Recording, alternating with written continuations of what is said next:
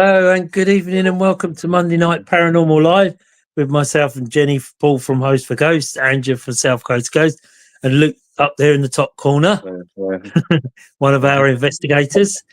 So we hope you had a great week this week with the sunshine. We're back from Spain. Not very suntan, but we're back anyway. Never mind, due to the power cut. So we hope you had a great week. So tonight we're talking about an unusual subject, sea monsters and legends of the deep. So if you have anything you want to add or your beliefs, please get in contact with Angela. Hi, Christine. Welcome. Angela will put your comments up on the screen and we'll chat about them and be interested to hear your take on sea monsters and legends of the deep. Unusual subject for paranormal, but it all coincides and you'll see how it all sort of fits together as we go along. Obviously, some bits we'll wing it, but other bits we do know. We've done a bit of homework and it sort of all just flows in. And then I'm going to tell Luke how to do an experiment so he can talk to Spirit. So stay tuned. Obviously, it's a good experiment. It's well worth trying. It's a bit like the one we tried with the meter where you put your probes to the head and measure the voltage across your brain. It's a bit similar to that. But I've tried it myself and we've shown how to do it when I studied parapsychology. So it does work. It takes a lot of patience, but it does work. And believe it or not, some of the results are good. So, sea monsters and legends. What do we know about that? Angela's been doing some homework. I've been doing a bit. I think Luke might have. Yeah, a little bit. Not quite sure. So if we go to Angela will talk first and then we'll just add in. So if you have any comments, like say, put them on the screen. And Angela will do her best to put them on there. Your comments and your beliefs on sea monsters and legends of the deep. Let us know what you think. Right, Angela, what have you got for us tonight? Tonight we are starting with mermaids. Ooh. Mermaids, obviously, when you think of a mermaid, you think of a typical, like that, pretty Ariel from The Little Mermaid. But we like that. I've got this idea from a story that was in the 14 Times about the Deerness mermaid. And that is a place in Scotland, the Orkney Islands. And it was around from 1887 to 1899. But it only ever came out for like between March and May each year. So it must have migrated and been somewhere else. And it's sort of well documented because it wasn't just a couple of people that saw it, but I think hundreds of people actually caught sight of this mermaid. And yes, it wasn't a typical Ariel looking mermaid. The description was had a large dark bullet-shaped head but with a human-like face, a long white neck and white body. It did have two arms and it used to apparently wave to people and sort of do things with its hands.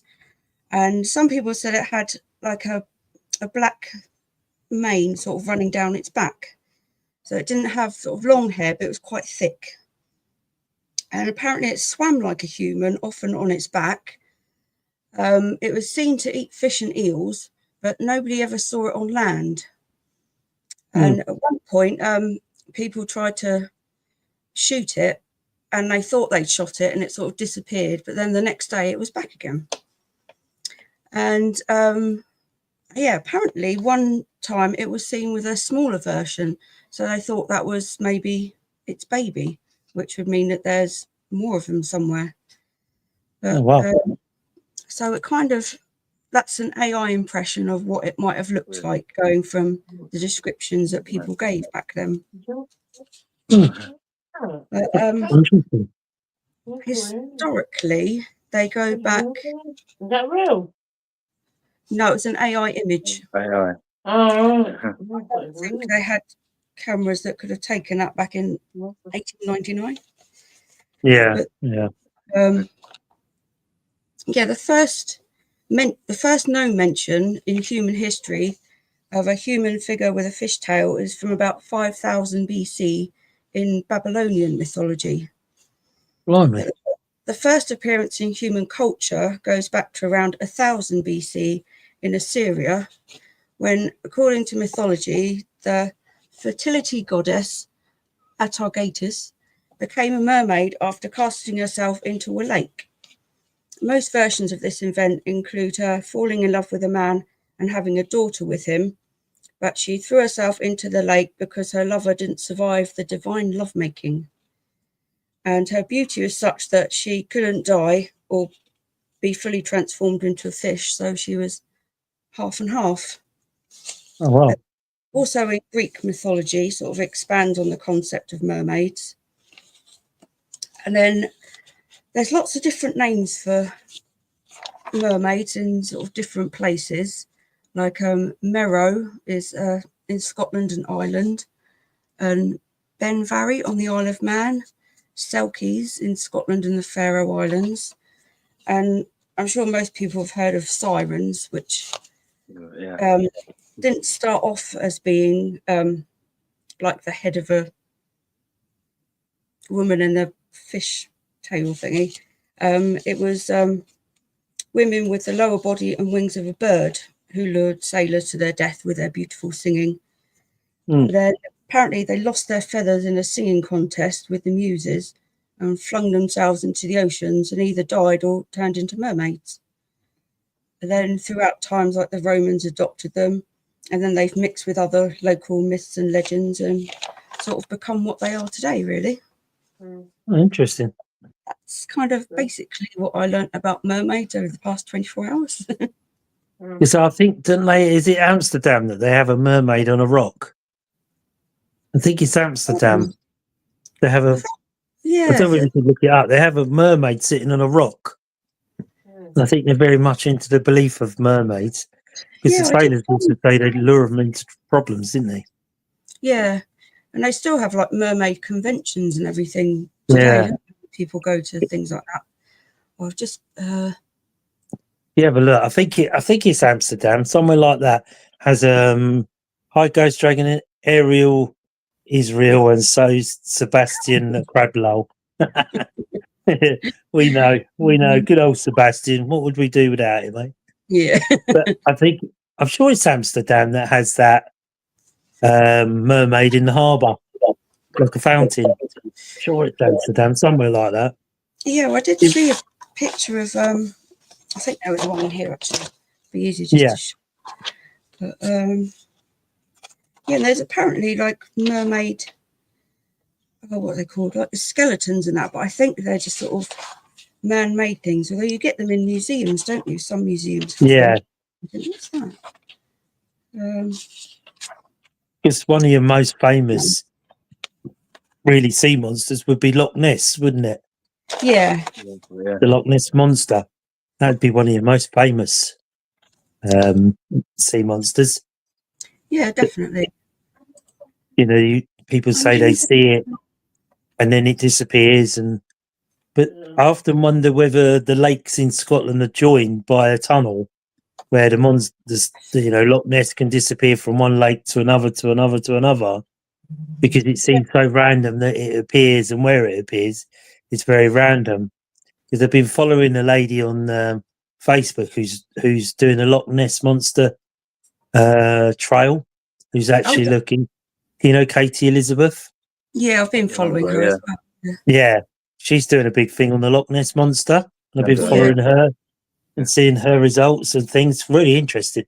If anybody out there is interested in that, her name's Katie Elizabeth on Facebook, and she's an American lady, and she's been doing a lot on the Loch Ness monster boats, trying to find sonar and all of that across the water. So it's really interesting. If you're interested in that sort of stuff, go and see her. Obviously, sailors were lured to their death, so they would say, weren't they? But the mermaids pull them over the boats, over the side of the boats, and all sorts of things. I don't think I've ever seen a mermaid myself, but no, you never know. I've never seen I have seen a ghost, but I might see a mermaid one day. You never know. I mean, that sort of brings you into, what is on the bottom of the sea that we don't actually know about. What about you, Luke? What do you know about it? No, I know that someone said that they're not mermaids aren't beautiful. They're like weird looking. They're not what you think. Then more like creature sort of thing. Yeah. Sure saw a picture once a while ago. I can't remember now. Like weird looking faces there, with scaly faces or something like that. Yeah, it's strange. People have different opinions, don't they? And you see different pictures, and different people say, "Oh, yeah, they're beautiful looking women," and then some say they're dangerous and they're evil, and pull sailors to their death, and so it's difficult because it's a myth, isn't it? Really, but you never know. One day, stranger things have happened, haven't they? Somebody might see some. I mean, who knows what is, like I say, who knows what's at the bottom of the sea, because we've never actually been there. We go to. That? Sorry, saw something on the internet saying things wash up on the beach, didn't they? Like weird creatures on the beach wash up. Yeah, that's right. Yeah, the weird. I saw it not long ago. Weird pit, a weird creature thing. Yeah, and no one knows what it is. It just suddenly appears, doesn't it? Yeah. And they say it's normally after a storm or the sea's been shaken up, sort of thing. Yeah. That these creatures appear on the beach, don't they? They're strange looking. I think I saw one that sort of looked a bit like a dog. That was the one. Shape. Yeah. That was what. Sorry, that's the one I saw. Something like really weird shape looking creature. I don't know quite what it was, but it's a very odd looking creature. I mean, like I say, we can go to the moon and Mars, but we've never really been to the bottom of the sea. So how do we not know that, the bottom of the sea is not colonized really by UFOs? Because a lot of pilots see UFOs go in the water and disappear. So obviously they can't follow it in the water, and then it reappears back out again. I mean, they call it here, what do they call it? Unidentified submerged object. Sometimes associated with the term underwater UFO refers to an unexplained object observed underwater, potentially capable of transmedium movement, moving between water and air without any effort. So, they can be flying at 400 miles an hour and then go straight into the water. But we've never actually ever gone to see where they go, have we? No. So I wonder whether we just see them hit the water, disappear, and why do we not try and go to the bottom of the sea? Is it that we're not equipped to go down that deep? I think it's the Kraken. Yeah. Remember the Titanic? People died on the Titanic. The submarine, the men died on it, didn't they? Yeah. There's so much pressure, isn't it? That's why they can't go down, I think, that far, Yeah, quite possibly.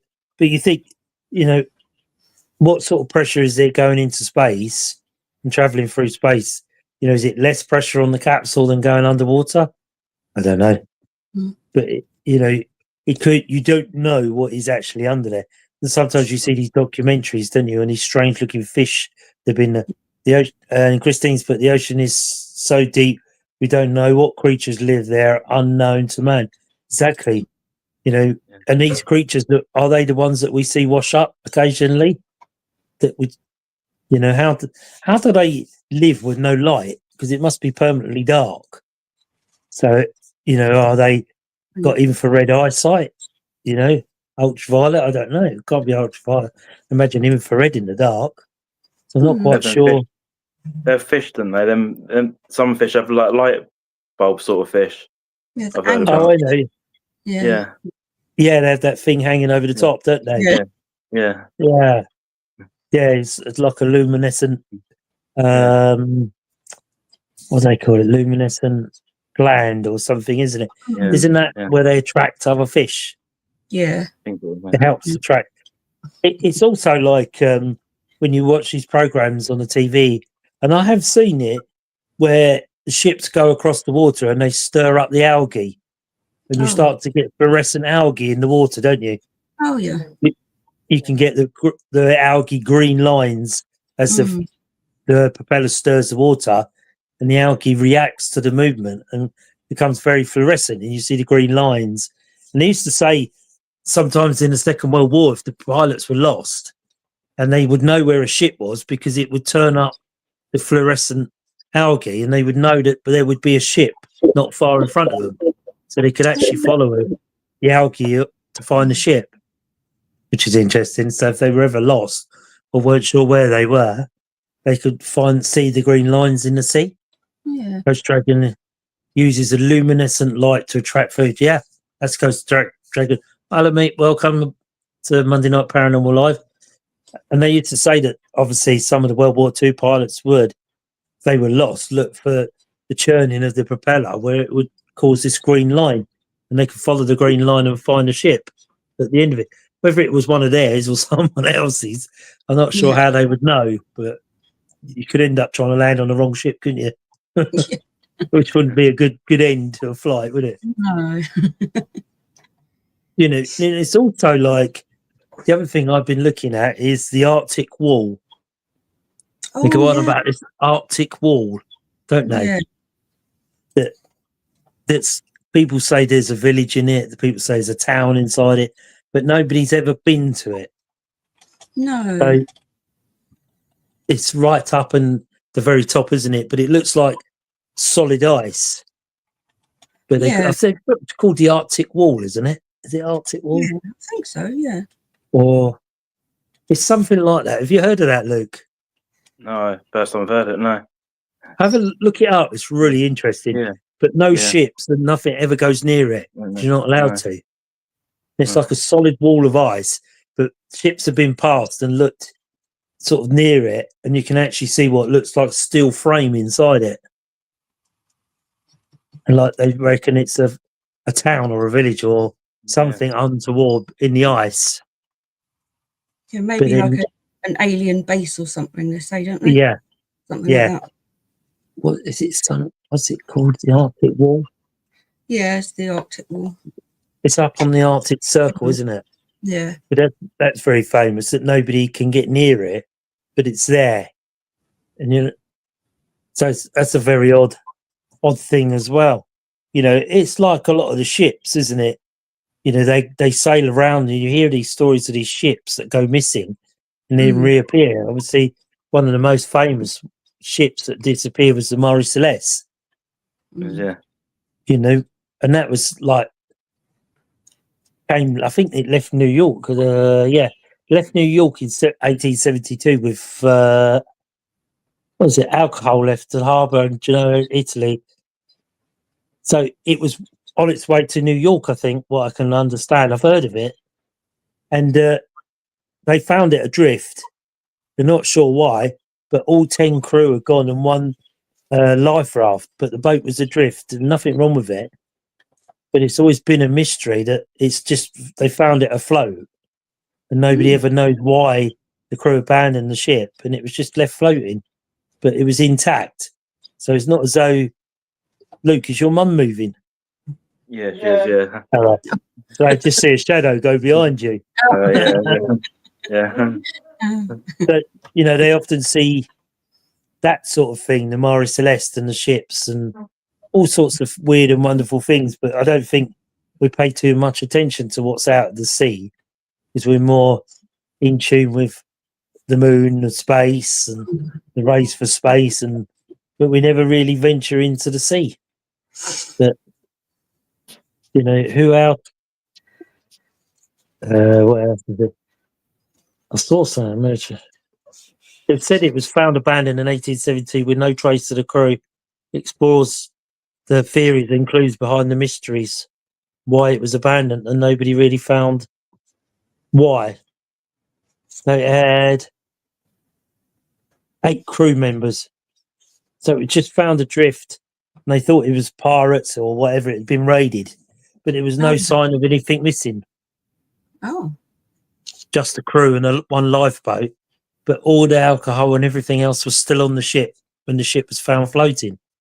Yeah. I think it's found floating a long time ago, really, wasn't it? Yeah.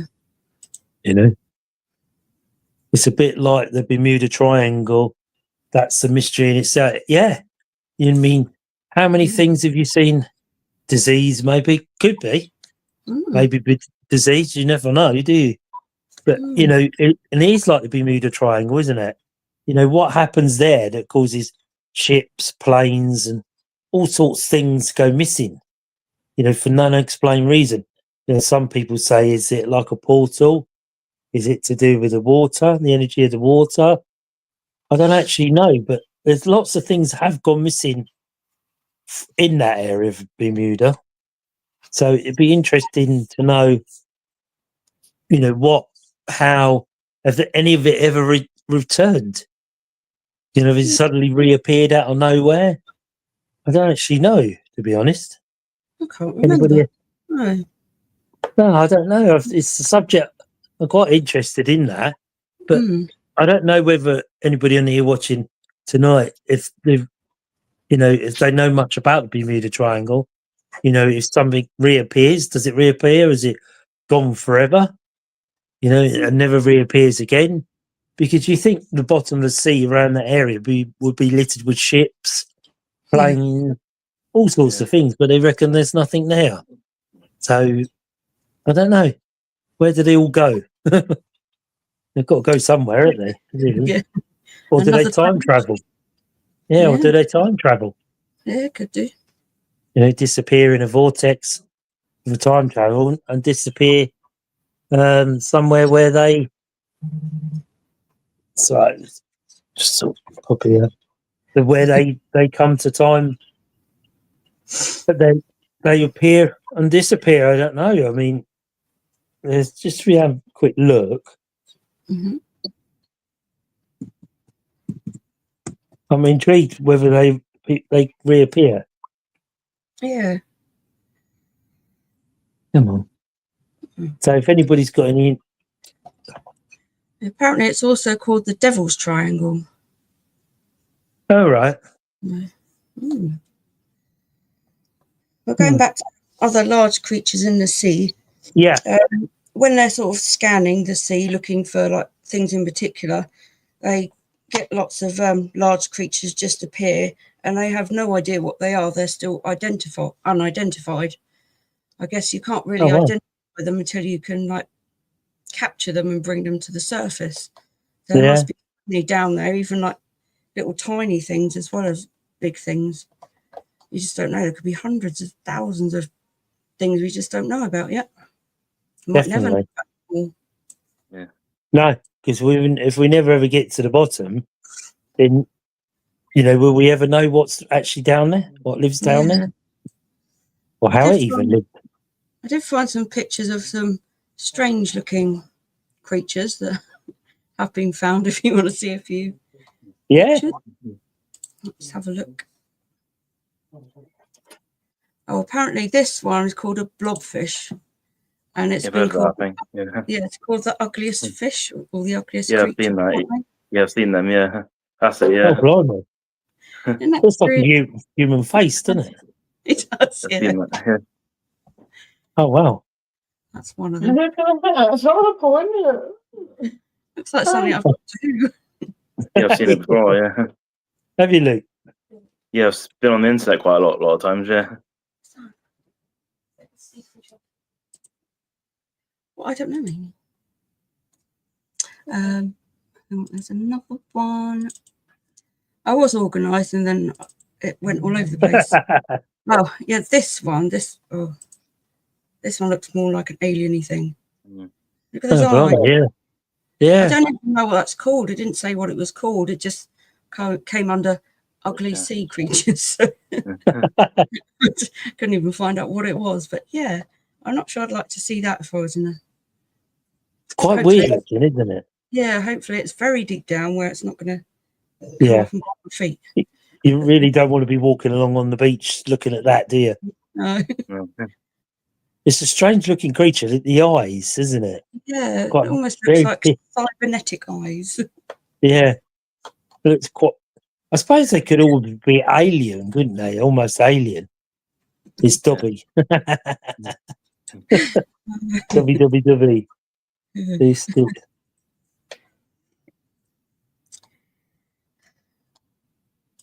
Yeah, Ghost Dragon Investigations is saying about the giant squid that lives down in the deepest depths. And I was going to come on to the giant squid and the, what's the other word for it? The colossal squid as well. Oh, yeah. Because I was looking at that in relation to the story about the Kraken, where it's supposed to be like a massive octopus squid thingy that would like take down ships and eat the crew and everything. Yeah. But it could have been a giant squid or a colossal squid. But some things say one's bigger than the other, and other ones say it's the other way around. But if you look at pictures, it still, to me, doesn't look like the tentacle thingies would be big enough to go around a whole ship unless it was small. I've got, well, that's a like picture from a film or that kind of thing. Yeah. An actual colossal squid looks more like that, where this the body bit is actually the big massive bit, and then I mean, I guess it can have longer tentacles. Maybe they just broke off because they only find them when they sort of wash up on the shore or something like that, and they only come sort of to the surface or near the surface if they're not in a good way and they're going to die anyway. Yeah. So I wonder how big they actually are then. They can get up to, where was it? I wrote it down somewhere. Yeah. I can't remember now. But there was one found in Antarctica in 2007. Right. And only recently, I think it was earlier this year, they actually managed to film one actually swimming around in the sea, but it was only a baby one, sort of like about 30 centimetres long. All right. They are still around. But squid only come out at night, but they do eat everything, anything and everything. No. So I suppose, could there be something that big down at the bottom of the sea? Yeah. But I know it's myths and legends, but something brings these ships down, doesn't it? Yeah. So they don't know how big they actually can get. They said they don't think there's going to be a bigger species than the colossal squid, but they could actually get bigger than the ones that they already found. And they can tell how big they are by the beaks that get left behind, because they often find that they've been eaten by sharks and only the beaks remain. So they tell how big they could be from the size of the beak. Oh, wow. Yeah. So you can imagine a shark attacking one of them, couldn't you? Giant squid can reach up to 34 feet. Thanks, Ghost, taking a bit to go. I mean, that's huge, isn't it? 34 foot. Yeah. That's quite scary. I imagine looking over the side of a boat. There's a 34-foot tentacle of squid looking down at you. It's quite scary, isn't it? Yes. Really. Yeah. Makes you not want to go in the sea, really, doesn't it? Yeah, I don't like anything like that. I don't like any sea creaturey things at all. I don't even like crabs. Don't even like what? Crabs. They're like sea spiders, and I don't like spiders. So. All right. Because you get them different types of crabs as well, don't you? You know, the huge crabs and smaller ones, and forget what they call them, big ones. See, when I was little, I was scared of them. Were you? Yeah. Yeah, Jack and Ben picking them up when we went down by the shore, and they'd come back. Look what I've got! And they showed me this crab, and I'm get away from me. There's lots on sea monsters, sea serpents. Yeah. You know, the cases. The Augustine monster was the carcass washed ashore nearly North Augustine, Florida in 1896. It was initially postulated as a gigantic octopus. It is over 28 meters. Cool. But you can imagine that. Imagine seeing something like that swimming along the sea. But then we don't get to the bottom of the sea, so what's to say that there's nothing there? You know, these things do wash up. I suppose, like you say, when they come to the end of their life, they come to the top of the surface, or maybe they're eaten by other animals that we never see them. Yeah. You know, it's such a circle of life, isn't it, really? Yeah. Strange. Really strange subject, isn't it? Sea monsters. Yeah. We love it. Coming away from the paranormal, talk about sea monsters. Yeah. I think I remember. I think it was you, Andrew, who told me about when you and Darren were near a cave and you heard a conversation in a cave by the sea. Yeah. Was you in Cornwall somewhere? Oh, yeah, I Devon? think it's Cornwall. And you Yeah. heard voices inside a cave, didn't you? It was like sort of boulders, I think they were. And just like in a little alcove. And yeah, the sound was just coming from the stones. Because I walked all round and I couldn't sit, there was nobody else there. And I was sort of listening, and then I thought, it sounds like it's coming from here. And I thought, well, there's no way into like the stones. So I just put my ear right up against it, and it was like coming from the stones. So I don't know.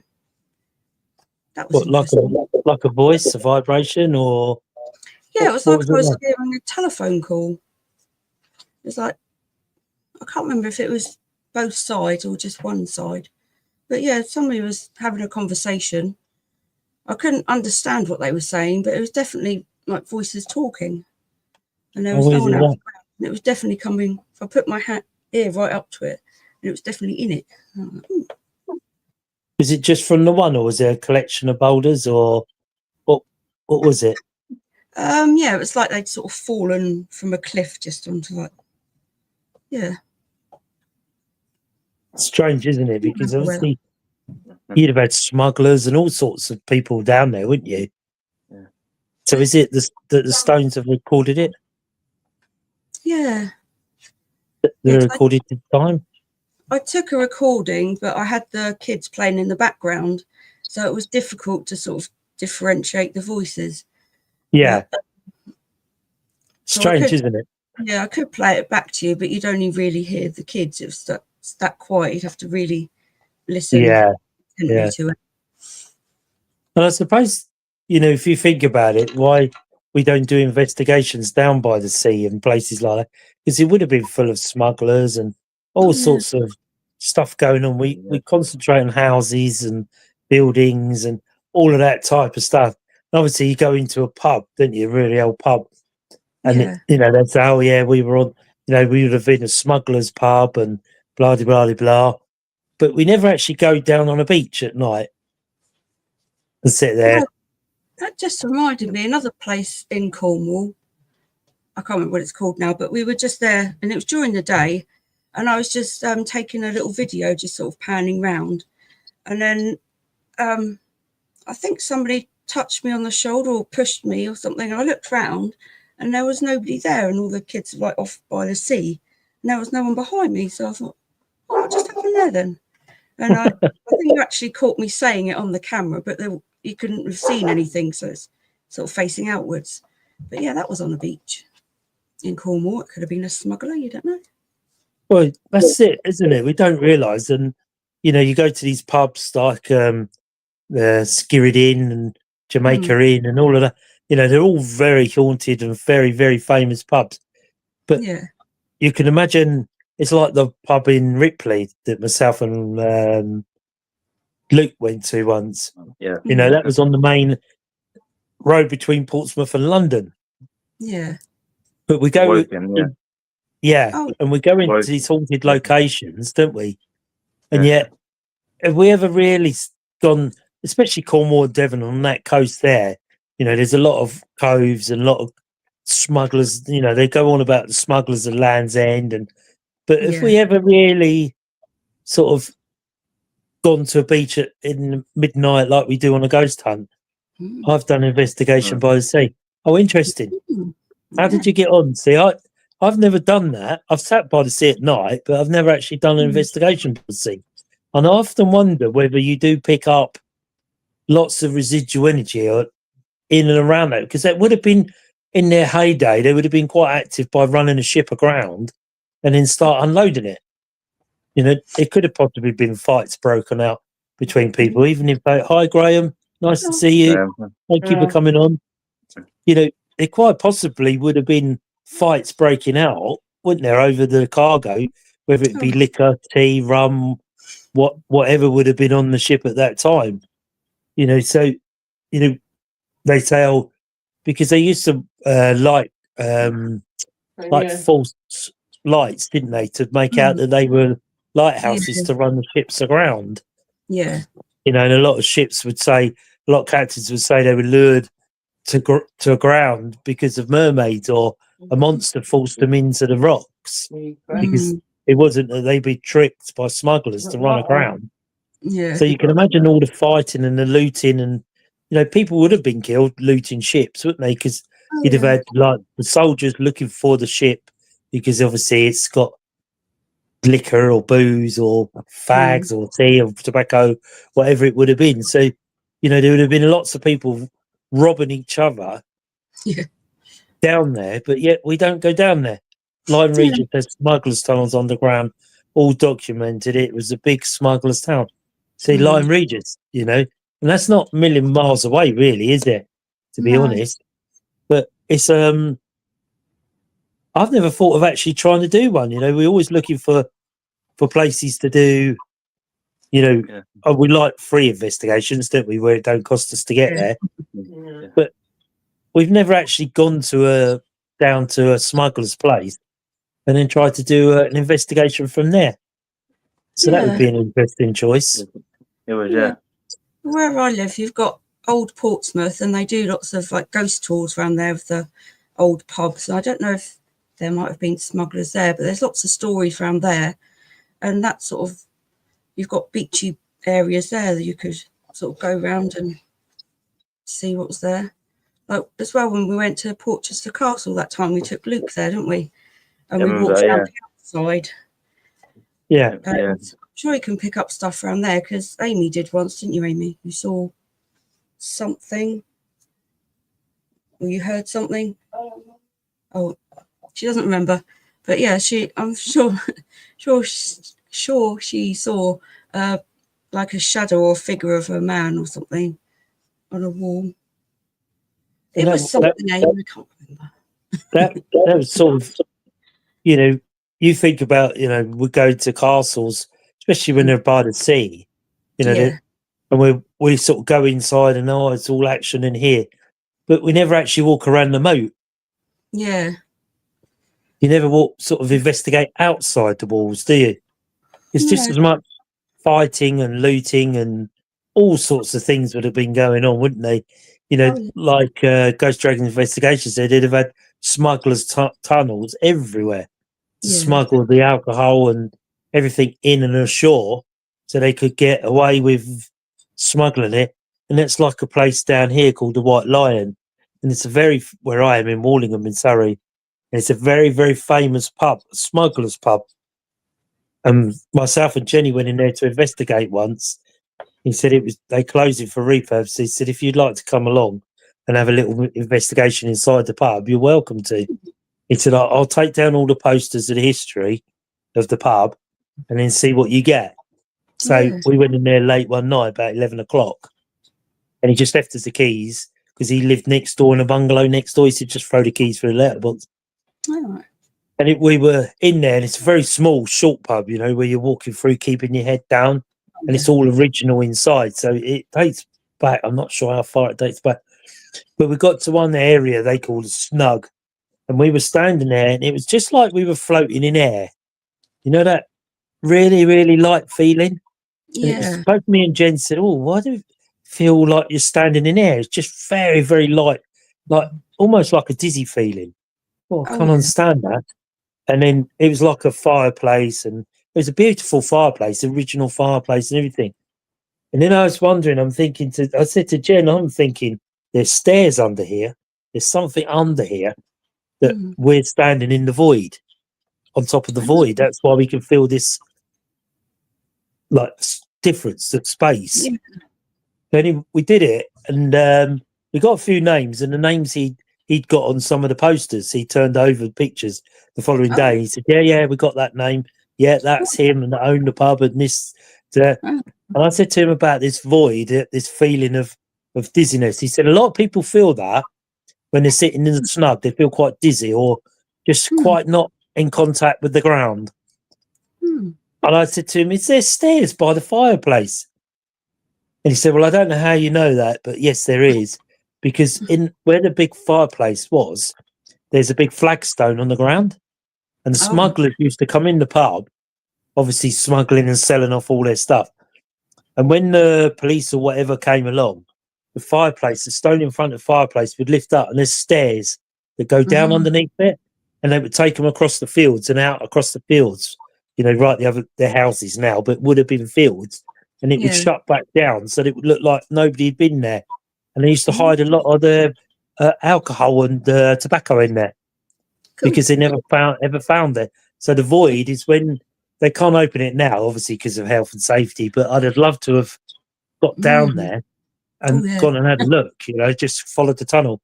But he showed us a picture of it, and it would physically they would have it on a rope where they could lift it. The smugglers would run down and they would close it. It looked part of the floor. Yeah, they would never know how they escaped. And it's a bit like where did I go? Chiddingstone Castle. Oh, It's a not far from us. It's about half an hour, 40 minutes away, and it's got the first retail shop. 1417, the shop was open in Chiddingstone, and it's about Chiddingstone is these special stones where they used to execute people on. And that's why it's called Chidding Stones, and the stones are still there now from the 14th century, and they got a plaque around them tell you about what they're used for. But the original retail shop of 1417 is still going now as a retail shop from 1417. And we were walking around the castle grounds, and it's a beautiful castle, fantastic grounds and all of that type of stuff. Literally coming out, you sort of walk along a path. The path goes up, but there's a path that sort of stays slightly lower. And I thought, I'll just wander down there and have a look. So I wandered down there, and behind the bushes, I got to sort of bushes. I thought, what is something behind them bushes? I pulled the bushes apart, and there's like a priest hole with a gate. And the gate wasn't locked, so I opened the gate. And the only thing I didn't have was a torch. So I had my phone. So I thought, how safe is this walking in there with no torch and can't really see with your phone light?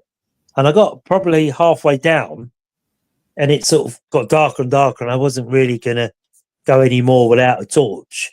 And it seemed to, as I looked down, it seemed to, what I can only imagine, beared round to the right because it suddenly looked dark. So anyway, we went up. I came out of there and said, I took some pictures on my phone. I'll have to try and find them and put them up, send them to you. And we came back up, and I suddenly realised that where the gate was, there was a little bit of a lake. You sort of walk around a bit of a lake, and the gate was hidden behind all these bushes. But what I suddenly realised when we got back up to the top, it was actually goes into the church. You go into the church, you can see a gate, a doorway that's never been used, and they say that they've never ventured down the doorway, but there's a door beyond. There's a cave beyond the door in this church, in Chiddingstone Church, and I think that church doorway leads to the escape route. Obviously, on the Reformation, when Oliver Cromwell was crushing the churches, they would have priest holes, wouldn't they? Escape holes. And I think that's what one of these were. And it's just been covered over with years and years. And it just happened to see something behind the bush. I thought, I'll go and have a look like you do. You bit of a nose and sort of pulled the bush back. And there was this beautiful wrought iron gate. And I thought, that's pretty. And I could see what looked like a tunnel. So I tried the gate, and the gate opened. And I thought, I might as well go and have a look, see what's in there. Because there's nobody around, but I didn't have the guts without a torch, just my phone camera, to go any further. But I'm thinking if I go further and there's no floor or I fall into a pit, I'm in big trouble, aren't I? Because I can't see what I'm doing or where I'm going. No. I always wanted to go back. I will go back one day with a torch and stuff and see if I can get back in there and have a look. But it's very creepy, and it's right by the lake, a massive lake. So it's quite an interesting find, really. Yeah. Interesting place. But it's called Chiddingstone Castle. It's about the stones, the sacrificial stones that they would sacrifice. It's one of the oldest known villages in the Domesday Book. They say that the shop there. They do. I'll tell you what was filmed there. Darling Buds of May. Oh yeah. That was filmed there, because every house is a Tudor house. Oh, It's the original house that would have been there. Obviously, they've painted them, but every house is the original house. The village is absolutely original, wow. and they often shut the village to do filming for old-fashioned programs. And the Darling Buds of May were filmed there. Cool. And the pub in the corner, there's a pub there, and I spoke to them about doing an investigation there once many years ago, and they were quite up for it. But because the pub only opens at certain times, it opens like 12 o'clock and shuts at 3, and it doesn't open in the evening, because it's part of the village terms that the pub would only open a few hours during the day, and that was it. It wouldn't open in the evening. Okay. Because I think the pub was 500 odd years old, and I said to them, and because the guy that was talking to me, he said sometimes they go back at night and stock up for the following morning, so they don't always get time in the 3 hours to serve everybody, and blah de blah de blah. Yeah. And they won't never go there on their own, because they've gone in there and they've seen people sitting in the bar area, people wandering around in the garden, and there's obviously nobody there. He said it's quite scary when you open the door and there's someone standing at the bar. Yeah. Because you know full well that the pub's empty. Yeah. And he said that they tend to come out, gather their thoughts and go back in, and obviously everything's gone. He said, but it always has that dark, when you open it, he said, you know if something's in there because it's quite dark, you can't see the bar. And this one time, he said, I'll go and get one of the girls to talk to you about it. And she came out and she said she was there late one night, locking up. And she wasn't happy about being left there, because she said she'd stay on and do the stock. And she said she could hear people talking, chatting, doors slamming, people in the garden, wandering around the garden. And she's gone out there, we're shut and there's nobody there. And they seem to disappear through the wall and walk in towards the castle. Oh. It's a really, really interesting village. So if you're ever out that way, it's a really, really, it's very pretty, because every house is a Tudor house, and it's very private. You can't just buy a house there. Oh, right. It's one of them villages where you have to know someone of someone, and someone of the family, or someone, or your grandma lived there 400 years ago, and you inherit. It's that type of village, I can imagine it quite difficult to live there. Yeah. But it's a massively interesting place if you're ever out that way. It's out towards Westram, sort of out towards Westram, going out that way. What's the other place out there? But it has this Chiddingstone Castle. It's a massive castle, and they have a lot of opera nights there outside in the gardens. Oh yeah. They have live bands in the gardens, beautiful gardens. And I've often wondered about approaching them to go in and do a paranormal night in the castle, because they're often advertising for revenue, if you want to host like weddings and things like that, they would always be open to extra staff. But you couldn't, the pub is sort of connected, but you can't have the pub for after, because the pub doesn't open in the evenings, or it opens between certain times. And it's not open during the winter, the pub. It's shut all winter. It's a really strange opening hours, but it's to do with the law, the bylaws. Oh, right, okay. And that's how old it. But every house is a Tudor house. Yeah. It's quite incredible. Yeah. So, should we go back to sea? Yeah, let's go back. Go back. What do you know about the Lost City of Atlantis? I know it sank. Yep. That's about all I know. I know it was a thriving city at one stage, wasn't it? Yeah, apparently it was what's the word? I can't remember the word. Something to do with Plato. It was what he how he described it. It's supposed to be I can't think of the word. But I was reading that people think it could have actually been a real place, because they've discovered off the coast of Lanzarote these dormant volcanoes, Oh, okay. and they think that they're called Mount Lost Atlantis, and they think that could be the origin of the legend. Oh, right. Isn't that where they found people that have been covered in ash and they were still in the figures? Oh, I don't know. Yeah, I think. Pompeii, wasn't it? Sorry, Luke. Was it Pompeii? Something like that, wasn't it? Where they found the bodies still engulfed in the ash, weren't they? As they would have been when it all happened. That could be, yeah. I think it was that, yeah. Yeah, I think the Lost City of Atlantis, they've been looking for many years, haven't they? Yeah. And there's that guy that, what's his name? Josh Gates. Have you ever watched him? And he does him. I think he done a program on that where he goes, I think it's called Unexplained. I'm thinking of the name of it. But his name's Josh Gates. Yeah. Yeah, he does a few. And I think he did one on the Lost City of Atlantis and Pompeii. Oh, okay. Where they said that they found the bodies still where they would have been as they were moving, but they would have been covered in ash, and the ash went solid. So it never broke. I think it was, wasn't it? I remember, yeah. And they say that people were still doing the things that they would have done when the ash fell on them. Yeah. Oh, yeah. So that would be quite creepy, wouldn't it? Imagine doing an investigation around there. It'd be good, yeah. Again, on the beach, isn't it? They would have been along the sea, so. And I can imagine Cornwall around them areas would be very active on the beaches, and there would have been smugglers' caves everywhere in Cornwall, wouldn't there? Yeah. Interesting. Yeah, Christine said, I stayed in Loo and was told it is rich with history of smugglers. Yeah.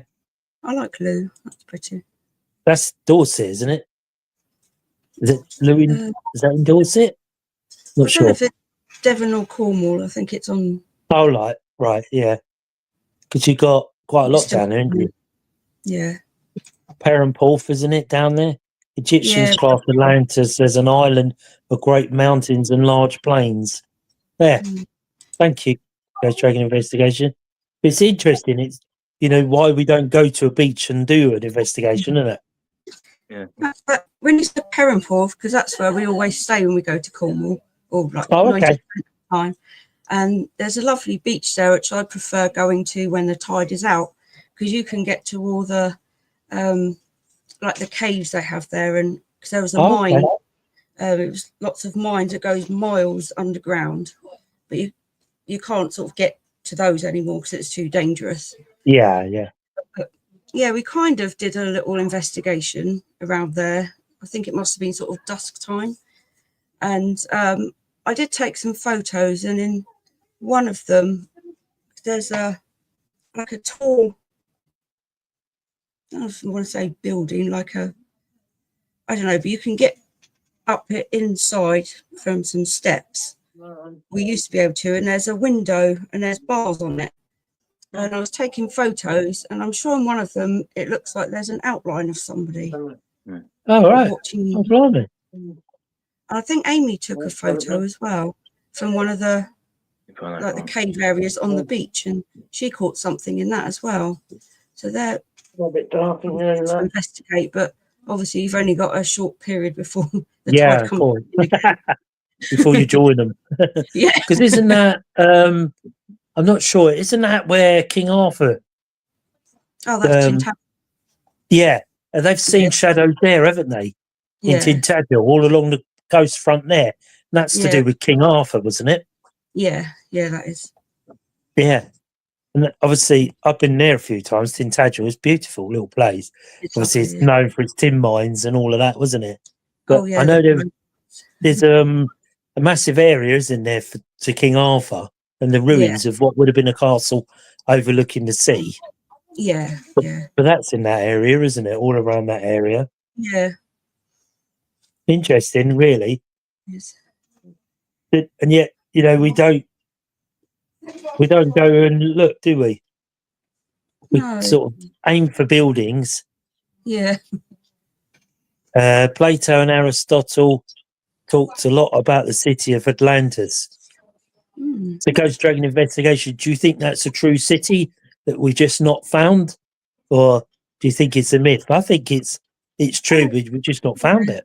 I think it's real. Yeah. Well, I'd like to believe it is.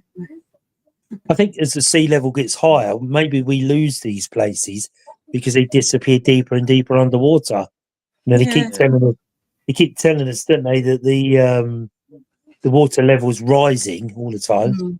So is it we're losing these cities further and further underwater because we never really look under the water and we lose sight of them.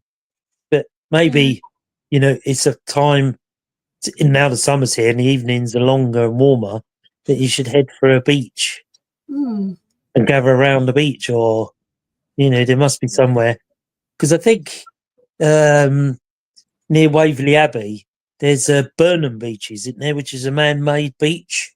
Oh, right. I don't know. I think, Luke, have you heard of Burnham Beaches? Not too sure. Not sure really. I think it's Farnham, the other side of Farnham. Maybe. It's probably a real city that was on a plate line and had active volcano which sunk the city. Yeah. And it's gone forever, which is unfortunate, really. You know, we can go to the moon, but yet we can't find these lost cities under the water. Yeah. But I think that Josh Gates done something on them. Mm. But I think, like Frensham Ponds is a man-made lake, but there was I think there was a couple of World War II bombers fell in it. Oh, right. And people often said that they walk their dogs in the evening and they see pilots sitting around the lake. But obviously, when they walk around there, there's obviously no one there. But that's called Burnham Beaches. I'm sure that's Farnham, Luke. There's somewhere like that. I've heard of somewhere like it around. It's a man-made lake. Yeah, it's a man-made lake. But they often say, dog walkers see what they describe as men in pilots type uniform sitting around the lake. And they never worked out why. And when you look, during the Second World War, a couple of planes obviously never made it back to the airfields. They just dropped into the water. Yeah. You know, there's a very famous B-52 that hit Box Hill that never made it. And some people say they see coming up Reigate Hill, sometimes they see pilots on the side of the road. Oh, right. Because it never actually made it back. Ghost Dragon investigation, probably slowly over time, the platelets moving has caused this city to disappear. Yeah. You know, the platelets are moving and the water level's rising. So they keep telling us, you know, a lot of these places will disappear and never be seen again, won't they? Which is a shame, really, because you can imagine, you know, history within that city must be phenomenal, wasn't it? Yeah. You know, you look at the Aztecs and all of their buildings are in the jungle. So the chances are they have survived for, you know, thousands of years. But when you're near the sea, it's just erosion, I suppose, natural erosion, isn't it? Starts swallowing the land. Yeah, like the Isle of Wight, parts of that all falling into the sea, aren't they? Ventnor area. So you can imagine at one stage the Isle of Wight will disappear, wouldn't it? Yeah. Maybe. Because of the erosion. It's a shame, really, isn't it? But they can't stop the erosion. I know it's a natural process, but yeah, you know, the Isle of Wight's very haunted, isn't it? Very known for its smugglers and Black Gang Chine and all of that, isn't it? Yeah. Yeah. So, you know, again, all down by the water. We never really venture and do an investigation by the water. Mm. We head for houses, buildings, hospitals, and all the places we go. But I've never really thought of trying to do one down by the sea. Yeah. Yeah, we did when we went to the Isle of Wight a few years ago. Darren asked about doing an investigation. I think, you know, parts of Black Gang Chine sort of fell into the sea. Yeah. We still managed to go sort of round the back and get into those areas without falling down the cliffs. But yeah, you could see, like, you could look down and see parts of the, like the amusements and that's there, which is quite sad. But yeah, he was looking at trying to do an investigation over there, but we just didn't get round to organising it. But that would have been cool. Very, very interesting place. Oh yeah. You know, you can imagine the Isle of Wight, can't you? You know, and me and Jen stayed there in a place called Apple Durham House. Oh yeah. We stayed in the grounds of it. And if you stayed in a cottage on the grounds, you could go in and out of the house all night, every night on your own. Yeah. Obviously, the main room where they have the weddings and these beautiful pictures, they lock it up. But he said to us, if you're that way inclined, you can wander around the grounds at night. There's lots of things go on. And they used to have ghost walks around it. Oh yeah. But it got quite scary, so they stopped doing them. Oh, People really? getting quite scared by what they were seeing Oh no. in the house. But me and Jen said, yeah, we'll go over there late one night. Yeah. And we were sort of wandering around, and it's like ruins of a house. It's very beautiful, absolutely fantastic house. Yeah. And just outside, you'd have where the coaches would pull up outside. And me and Jen were walking around, and it was probably about midnight, 1 o'clock, and it's quite creepy because there's no natural light, it's just solidly dark. Yeah. And we thought we heard horses and a carriage pull up the other side of the building. So we sort of wandered around, Jen being very close. We sort of wandered around together because it was really dark. And obviously, nothing there, but it takes on a very spooky atmosphere at night. So if you're ever out there, if you stay in the cottages in its ground, you can come and go to the house as much as you want. So we said to him, we're like investigators. He said, yeah, you obviously can't get into the main building because of the protection of the pictures, because they're all original pictures. But he said, you're welcome to go around the ruins all night, every night if you want to, during the day, during the night. It's a very popular tourist attraction. Oh, yeah. Yeah, like, what's it called? Queen Victoria's place on the Isle of Wight. Was one house, wasn't it? That's the one, yeah. I've been there, yeah. Yeah, we went round there, and there was a lot of people there at the time, but at the same time, in our own way, we were kind of investigating just sort of like with what we could see and sort of our feelings in certain rooms. And there was definitely stuff that you could feel in there. And then outside the massive gardens, and there was quite a long walk down to a beach as well. And that was interesting. I think we got some stuff down there as well. Interesting, isn't it? Yeah. You know, it's like all being sort of close to the sea, you know, it would have been like, and you like you say, the smugglers and pirates, and you know, it's a quick way of getting stuff ashore, hiding it in caves. I suppose they would hide it in the caves. When the sea came in, nobody would ever see the caves. They would always be possibly underwater.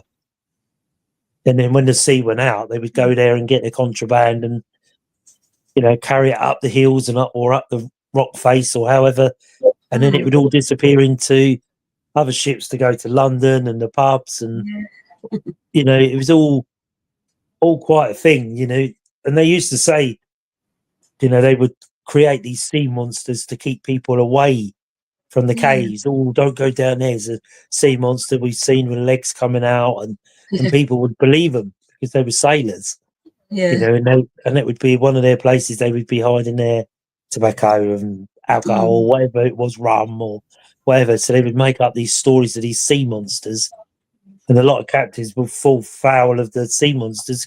But instead of following the wrong light, they'd say, "Oh yeah, we got clawed in by a sea monster, pushed us onto the rocks," and you know, there'd always be some reason why they run aground and lost all their cargo, and and it would never be down to the captain, would it? You know, it's an interesting subject, really. So, Luke, anything to add about sea monsters? Is it or Legends of the Deep, whatever? Anything really? No. There was plenty more we could talk about, but we could go on for hours. Yeah. We're coming up to the end of the month. Myself and Angela will be at the Cryptid Conference in Bridgewater in Somerset. So pop in and come and see us. We've got a table we're doing. I don't think we're doing a talk on the paranormal, but we're there to talk to people and the crowds. I'm not sure if we're doing it. Q&A anymore? I'm not sure. Oh, okay. I haven't contacted. I don't know. Yeah. Okay. I don't know whether we're involved in that or I think they got Gwendolyn Parcell, is it? Isn't she a paranormal investigator? I think. Vivian Powell. Or Vivian Powell, yeah. So I'm not sure whether we're doing our bit, but we'll be there. Come and support us in our new polo shirts. Hopefully all be good. Currently chatting with a team about a meetup. Yes, we can't wait. Christine, I will see you. Yes, Christine, come and see us. We'll be there. Myself, Andrew, and Jenny, we'll be there. So come and see us. Come and have a chat. Bring all your friends with you so we can chat to lots of different people. We'll have different bits of equipment on the table and cards and bits and pieces. Come over and chat to us. We'll have our new polo shirts on, which will be the Monday Night Paranormal Live and South Coast Ghost and Let's Go. We haven't even seen them yet. We've paid for them, but we haven't seen them. So we're hoping they're good. Yeah. Daniel if they're said not, we'll be back to South Coast Ghost t-shirts and Host for Ghosts. Yeah. I'll bring it in case. Yeah, bring a shirt just in case. So we'll be there at the end of the month, the Cryptic Conference. So if you're there, he's got a lot of people going, RPG, isn't he? And loads of people. Yeah, Ronnie LeBon, is it? It's there. Yep. RPG, Vivian Powell, Gwendolyn Parcell. Lots of interesting talkers there. So get yourself along there. I think, according to Daniel, there's lots to do for the children as well. So lots of games to play and bits and pieces. So the last time we did one, it was a good event. We thoroughly enjoyed ourselves. Got chatting to some lovely people. Some, made some good contacts and good friends there. Hello, Spookfest. Welcome. So come along and come and join us. Come and meet us. Myself and Angela and Jen will be there. Jen will be there. Jen will be the one that's doing the crochet. So you'll know where we are. Myself and Angela will be wandering around trying to do some networking and chatting to other people. And hopefully the following day or whatever, we'll go on an investigation with Abnormal Paranormal and Ghost Dragon Investigations, which we're highly looking forward to. Can't wait. Obviously, Jen can't walk that far, but she's quite happy. She said she's quite happy to sit in the car and wait. She's quite happy, like she'll just nod off like she does. So we'll have a spirit dog with us, Poppy, so she'll be there to keep Jen company, but we'll try and do that. You're not going to that one, are you, Luke, in Bridgewater? No, a bit too far to travel, really. Yeah, it's right the other side of Somerset, isn't it? Yeah. So we're going to try and meet up with Abnormal Paranormal and Ghost Dragon Investigations and do a little bit of an investigation for a few hours with them. So it'd be nice to meet up, have a chat and do a little bit. And then obviously we're travelling home from there, Bridgewater, all the way home on the Sunday night or Monday morning or wherever it may be at that time. We're really not sure where we'll end up. No. Hopefully in a pub somewhere. I was going to say that, yeah. With some spirits. So if you're in that area, Bridgewater, Somerset, say come and see myself and Angela and Jen. We'll be there pushing for the paranormal, the Monday Night Live. We'll be there pushing us on. So it only remains for me to say thank you for tuning in tonight. Sorry. You're going to say something about an experiment for Luke. Oh, yes. Luke, we're talking about an experiment. This is one I did many years ago. And you heard a white noise, Luke, on the TV? Yeah, heard a white noise, yeah. Right. So sit there, turn all the lights off, have the white noise on. Yeah? Yeah. Stare at the TV. And don't say out loud, say in your head, Spirit, can you show yourself? Yeah. And you see the face appear in the white noise. Really? Oh, yeah. And it works. I've actually done it. It's quite, because it's like, and just sit there in the dark and watch it, and then just listen and not say, ask in your head, Spirit, can you show yourself? And you actually see the face build up in the white noise of the screen. Mm. In some cases, you can sit there and hear voices in the screen. Just whether you're brave enough to sit there. So I did it as part of a parapsychology course I did. And you had to video the results, and it's Did it come out on video? all you could see is the white noise on the screen. But Oh, I okay. know I saw a face in the screen. I know Yeah. I saw it, but the Did you camera never recognise picked it up. I thought it was my nan. Really? It looked so much like my nan, and I sort of looked and thought, "What on earth? What the?"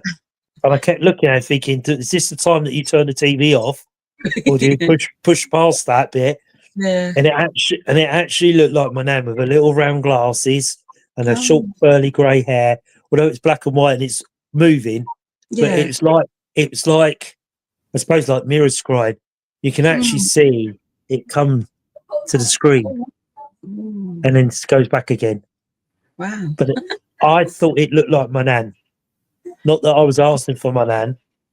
I just, and the lady said, when you do it, just ask, you're safe, ground yourself, make sure everything's safe. Have the video running in case you can capture something.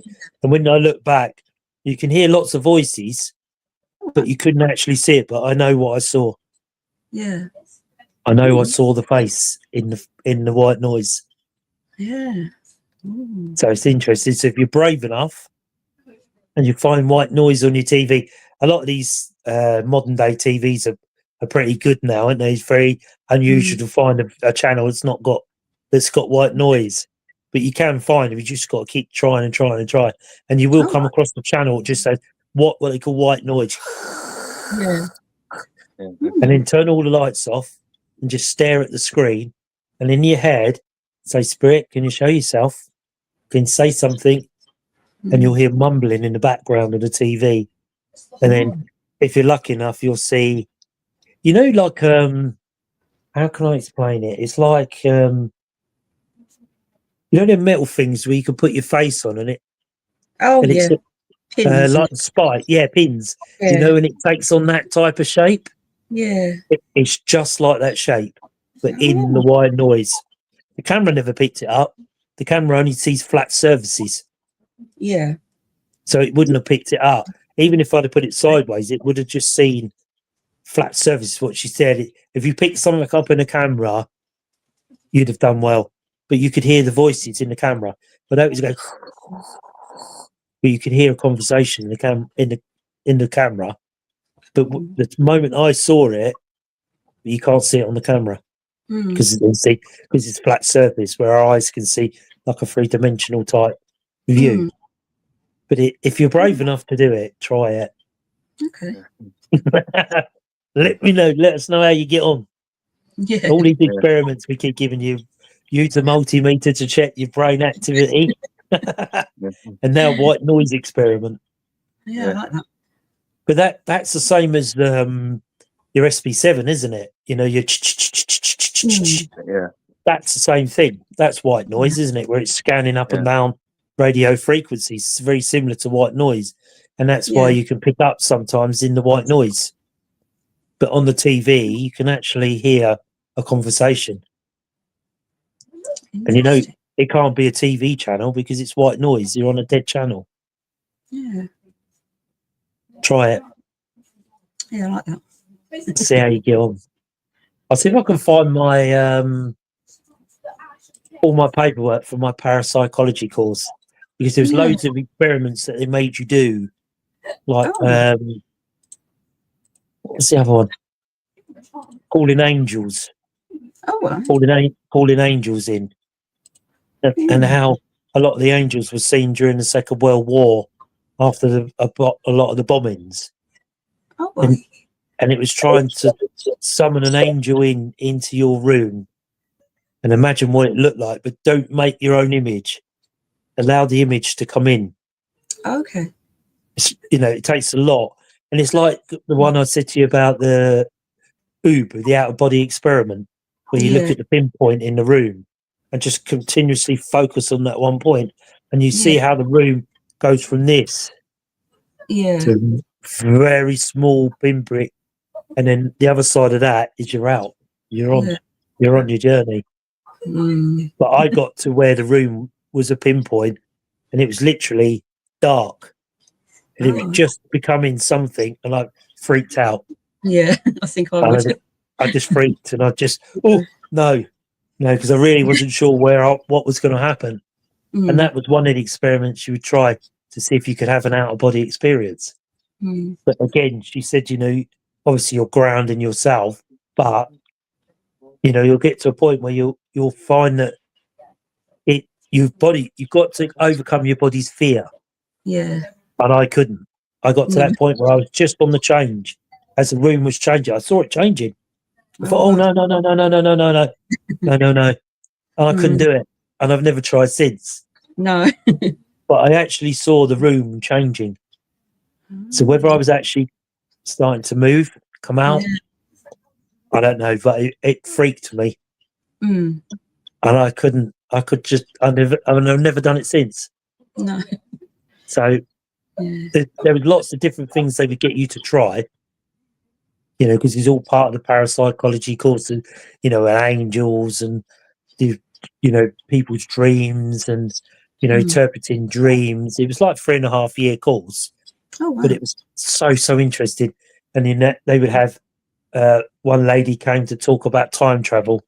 She was an American professor, and they were talking about how the Americans was practicing with time travel.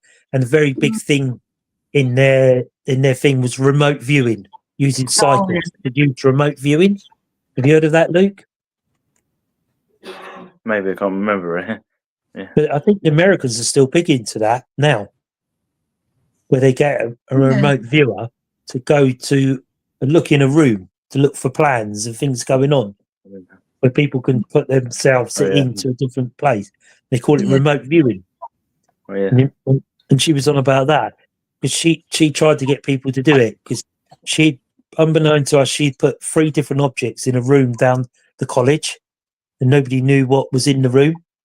And then she said, "Can you shut your eyes?" And you sort of do a bit of a meditation. She said, "Can you tell me somewhere here there's something?" Didn't give a lot away. She said, "There's something here that I think you'll all be interested in." And that she was wondering whether we could actually connect to the room and find out what it was. Nobody could do it. Oh, But when she came back, and it was pictures of people that were remote viewers. So she said there would have been a connection between yourself and them. You'd have picked up the connection. You'd have said, "There's a picture of a woman that's holding something." And that means that you would have had you'd have contacted her and had a remote view into the room. Okay. Because she said there's something in the room also. After she said, if you'd have connected, there's something in the room that would have made sure that you knew where you were. And when she got it was 3 pictures of these 3 very famous remote viewers, and a picture of what did she call it? Like a special telescope. It was not a kaleidoscope. It was like, I can't remember what she called it now, but it's what remote viewers used to use during the war. It was a very specific thing, and they would hold on to it, and then they would tell them where they want to go, and they would take themselves off to wherever, but they would use this object as some way of retrieving back, like grounding themselves. It was something like that. And she said, if you'd have connected with the picture or whatever, the remote viewer, you would have seen this item there. And nobody knew what she'd done. She'd done it before anybody got there, to see if anybody in the group could have remote viewed.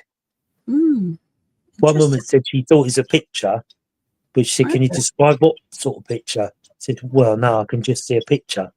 So she was close. She was very, very close, but she couldn't describe to what shape is the picture. She said, "Well, I don't know. It's flat," because she had one picture in a triangle, one in a square, and one in an oblong. So if you picked up a picture, she would ask you what shape it was. Yeah. So she knew that you had actually connected with that picture. Yeah. It's interesting, massively interesting. I'm so glad. It took a long time and a lot of hard work, but it was just so interesting, like connecting with your angels, and it was brilliant. I thoroughly enjoyed it. So, no more comments, or no? Everybody's fell asleep.